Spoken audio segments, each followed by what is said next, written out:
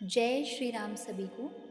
आज हम जानेंगे कि श्राद्ध क्यों किए जाते हैं, उसके पीछे क्या कथा है तथा उसकी तिथि क्या है, महत्व और उसमें क्या सामग्री प्रयोग होने वाली है, उसके बारे में संपूर्ण जानकारी आज हम लेंगे। हिंदू धर्म में पितृपक्ष का बहुत अधिक महत्व होता है। पितृपक्ष को श्राद्ध पक्ष के नाम से भी जाना जाता है। पितृपक्ष में पितरों का श्राद्ध और तर्पण किया जाता है। धार्मिक मान्यताओं के अनुसार पितृपक्ष के दौरान पितृ संबंधित कार्य करने से पितरों को मोक्ष की प्राप्ति होती है।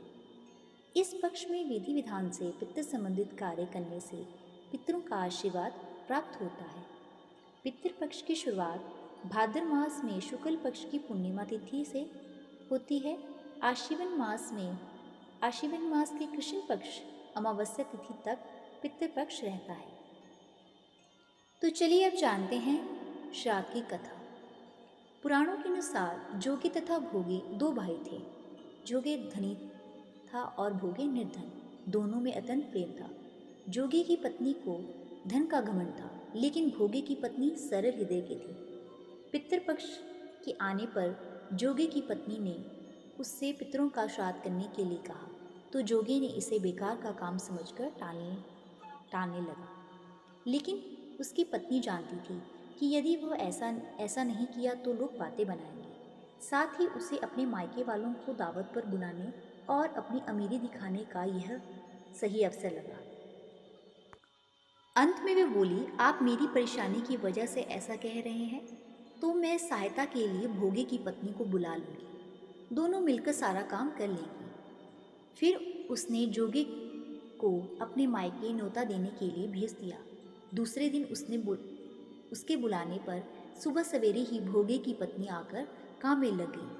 उसने भोजन तैयार किया, अनेकों तरह के पकवान बनाए और फिर सभी काम खत्म कर अपने घर आ गई। उसे भी अपने घर पर पितरों का श्राद्ध अर्पण करना था। इस मौके पर जोगी की पत्नी ने उसे नहीं रोका और ना ही वह रुकी। दोपहर के समय पितर भूमि पर उतरे।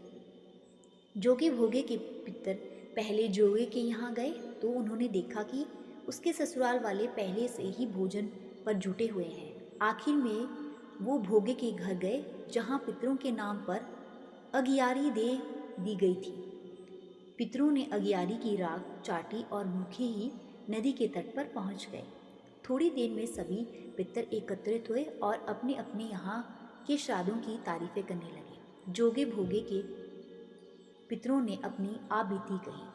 फिर वो सोचने लगे, यदि भोगे समर्थ होता तो उन्हें भूखा नहीं रहना पड़ता, लेकिन भोगे के घर में तो 2 वक्त की रोटी भी खाने को नहीं होती है। यही सब सोचकर उन्हें भोगे पर दया आ गई।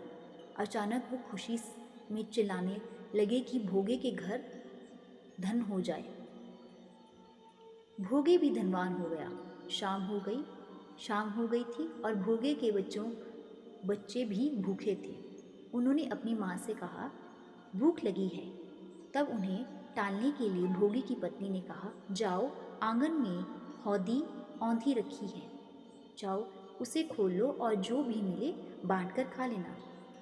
बच्चे वहाँ जाते हैं तो देखते हैं कि हौदी मोहरों से भरी पड़ी है। वे दौड़कर माँ के पास पहुँचे और सारी बातें बताई। आंगन में जब भोगी की पत्नी ने यह सब देखा तो वह भी हैरान हो गई। इस तरह भोगी भी धनवान हो गया। धन पाकर वह कभी घमंडी नहीं हुआ। अगले साल का पितृपक्ष आया। भोगी की पत्नी ने श्राद्ध के दिन 56 प्रकार के भोग बनवाए। ब्राह्मणों को अपने घर बुलाकर श्राद्ध किया, भोजन कराया और दक्षिणा दी। सोने चांदी के बर्तनों में जेठ जेठानी को भोजन कराया। इससे पितर बहुत प्रसन्न हुए और वे तृप्त हो गए।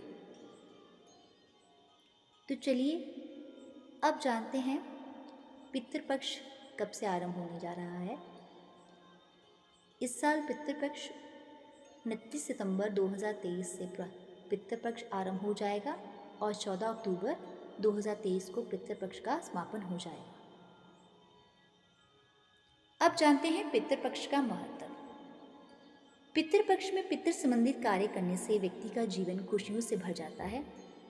इस पक्ष में श्राद्ध तर्पण करने से पितृ प्रसन्न होते हैं और आशीर्वाद देते हैं। पितृदोष से मुक्ति के लिए इस पक्ष में श्राद्ध तर्पण करना शुभ माना जाता है। अब जानते हैं श्राद्ध की विधि।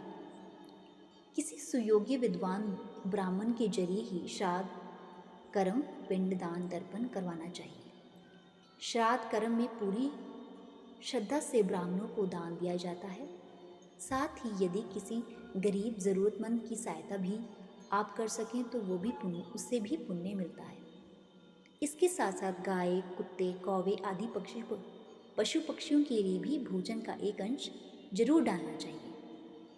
यदि संभव हो तो गंगा नदी के किनारे पर श्राद्ध कर्म करवाना चाहिए। यदि यह संभव ना हो तो घर पर भी यह कार्य किया जा सकता है। जिस दिन श्राद्ध हो उस दिन ब्राह्मणों को भोज करवाना चाहिए। भोजन के बाद दान दक्षिणा देकर भी उन्हें संतुष्ट करें। श्राद्ध पूजा दोपहर के समय शुरू करनी चाहिए। योग्य ब्राह्मण की सहायता से मंत्रोच्चारण करें और पूजा के पश्चात जल से तर्पण करें। इसके बाद जो भोग लगाया जा रहा है उसमें से गाय, कुत्ते, कौवे आदि का हिस्सा अलग कर देना चाहिए। इन्हें भोजन डालते समय अपने पितरों का स्मरण करना चाहिए और मन ही मन उनसे श्राद्ध ग्रहण करने का निवेदन करना चाहिए। तो चलिए अंत में अब जानते हैं कि श्राद्ध में इस्तेमाल होने वाली पूजा सामग्री क्या रहती है।